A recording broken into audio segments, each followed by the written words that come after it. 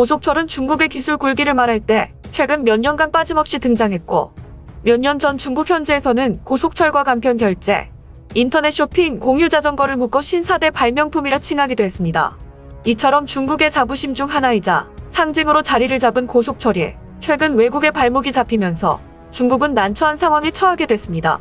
얼마 전 중국 매체들이 내보낸 기사에서 지난해 미중 기술 전쟁이 한창일 무렵 차보즈 기술이라는 말이 자주 언급됐습니다.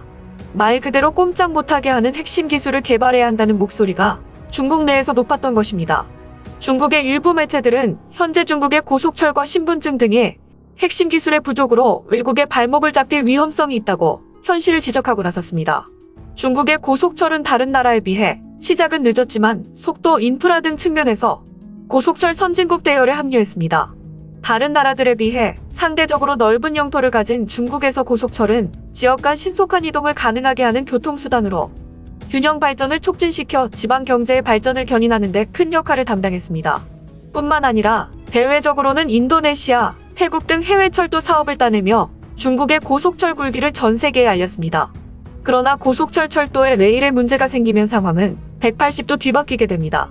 일례로 마모된 레일을 수리하는 데 필요한 프레이즈의 핵심 기술은 독일과 오스트리아, 영국이 들어주고 있습니다. 오스트리아 회사에서 생산하는 프레이즈는 철도 레일의 고질병을 단숨에 깎아내 문제를 해결해낼 수 있습니다. 같은 영역 중국의 기술은 아직 배우는 단계로 핵심 기술을 확보하려면 아직 시간이 필요한 실정입니다. 상황이 이러하니 중국은 남들이 따라잡을 수 없는 첨단 기술에 집착할 수밖에 없는 상황입니다. 최근 미국을 중심으로 반중 정서가 심화되면서 국제적 고립을 대비해 전 세계 국가들이 얽혀있는 글로벌 공급 라인을 차단당하더라도 끄떡없는 필살기를 확보해야 하는 것입니다. 중국인들은 화웨이를 보며 핵심 기술의 중요성을 뼈저리게 느꼈습니다. 미국의 제재를 받은 화웨이는 부진을 겪고 있고 스마트폰의 경우 글로벌뿐만 아니라 중국 내 점유율도 하락하는 추세입니다. 해당 소식을 접한 중국 네티즌들은 의외로 자성의 목소리가 높았습니다. 연예인들 수입 좀 덜어서 기술 개발하고 과학자들 돈 좀 벌게 해줘라. 그럼 인재도 해외로 안 빠지고 나라에 도움이 될 거다. 기술을 돈으로 사와도 인재를 빼앗기면 소용없다. 매번 업그레이드되는 기술을 계속 사오는 것도 한계가 있다. 미래를 위해서 과학기술 인재가 클 수 있는 환경을 마련해야 한다. 지난 2월 24일 바이든 대통령은 반도체 칩, 히토류, 전기차 대용량 배터리, 의약품 등 4대 핵심 품목의 공급 사슬에 관해 100일간 검토를 진행하도록 하는 행정명령에 서명했습니다. 중국의 기술 굴기에 대항하는 한편 미국의 대중국 의존도를 낮추기 위한 포석이라는 분석이 많았습니다. 트럼프 정부와 방식만 달라졌을 뿐 미국의 중국 견제는 지속될 것으로 보이는데 고속철 등 향후 전 세계인들의 일상생활 속에 스며들 첨단 기술력에 중국인들이 민감할 수밖에 없는 상황입니다. 한국 정부는 5조 원 규모의 터키 고속철도망 구축과 고속열차 구매 사업 수주를 위한 지원 사격에 나섰습니다. 국토교통부는 터키 교통인프라부와 화상회의를 통해 한국 기업의 터키 시장 고속차량 수출 및 고속철도 건설 사업 수주를 지원하고 철도협력 업무협약 개정 등 양국 협력 기반 강화 방안을 논의했습니다. 터키는 2023년 공화국 설립 100주년을 맞이해 비전 2023 계획에 따라 대규모 기반시설 확충을 진행하고 있습니다. 비전 2023 고속철도 구간은 현재 1213km에서 12,915km로 늘리고 일반 철도도 800km를 확충하는 것을 목표로 하고 있습니다. 이를 위해 터키 교통인프라부는 유럽과 아시아를 연결하는 할칼리 게브제 고속철도망 구축과 94편성에 달하는 대규모 고속차량 구매 사업을 계획하고 있습니다. 이번 회의에서 국토부는 한국이 단기간에 고속철도 기술 자립국으로 도약한 경험과 민자철도 사업의 장점을 소개했습니다. 한국철도기술연구원은 한국고속철도 기술 자립화를 이끈 주관기관으로서 이번 고속차량 구매 사업을 계기로 민관이 협력하여 터키 철도기술 자립화를 지원할 수 있음을 알렸습니다. 한국철도시설공단은 유럽과 아시아 연결 고속철도망의 미연결 구간으로 남아있는 할칼리와 게브제 사업을 신속하게 추진하기 위해 한국의 민자철도 사업 경험을 터키 측에 공유하고 본 노선에 적용 가능한 민자사업 모델을 제안했습니다. 양국은 철도협력 기반을 강화하기 위해 지난 2017년 체결된 한국-터키 철도협력 MOU의 필요성에 공감하고 MOU 개정도 논의했습니다. 양국은 MOU 협력 분야에 민관협력 사업 개발, 고속차량 기술 이전 및 공동생산 철도안전 협력 등을 추가하는 등 새로운 협력 사업 추진 기반을 확대하기로 합의했습니다. 현재 중남미 철도 시장은 과거 식민지 시절의 낡은 철도가 대부분이라 신규 도시철도 수요가 많은 유망시장이자 전통적으로 스페인 등 유럽 국가가 주도해온 곳입니다.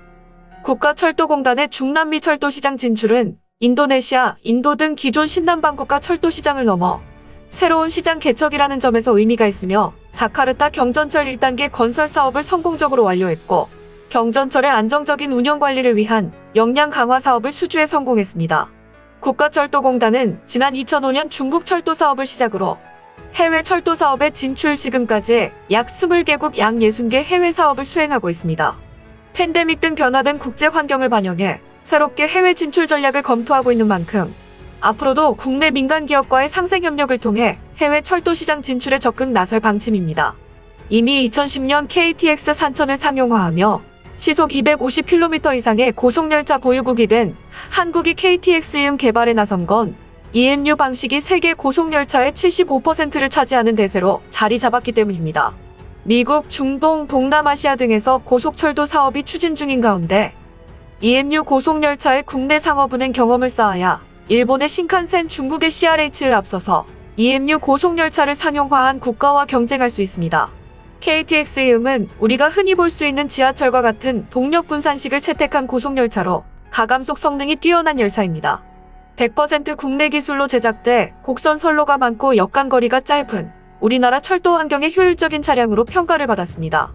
몸체는 공기 저항을 줄이기 위해 유선형으로 제작됐고 전좌석 무선 충전을 지원하며 최고 속도가 시속 260km에 달합니다. 앞뒤에 동력차가 있는 현재의 동력 집중식 KTX와 달리 열차 칸마다 동력과 제동장치가 있어 경사면을 주행할 때 뛰어난 성능을 보이며 열차의 모든 차량이 객실로 구성돼 승객 수송 능력도 우수하다는 평가입니다. KTX-은 KTX 산천보다 25% 승객 수송을 늘릴 수 있고 승객 한 사람당 소비 전력량은 20% 줄일 수 있어 경제적이고 친환경적인 열차입니다. 별도의 동력차가 필요 없으니 철도 승강장 규모 또한 동력 집중식 열차보다 작게 만들어 철도 사업 비용도 아낄 수 있습니다. KTX-은 전기로 달리기 때문에 미세먼지를 배출하지 않고 이산화탄소 배출도 디젤 기관차의 70%, 승용차의 15%에 불과한 친환경 열차로 현대로템이 9년간의 개발 끝에 국산화에 성공했습니다. KTX-은 경남 창원시 현대로템 공장에서 제작되고 있으며 철도 차량은 주문자마다 원하는 방식이 다 달라 사양도 천차만별입니다. 현대로템은 수도권 광역급행철도를 비롯한 해외 광역철도 차량도 EMU 방식으로 제작할 예정입니다. 그리고 관련 수주도 해외에서 이어지고 있습니다.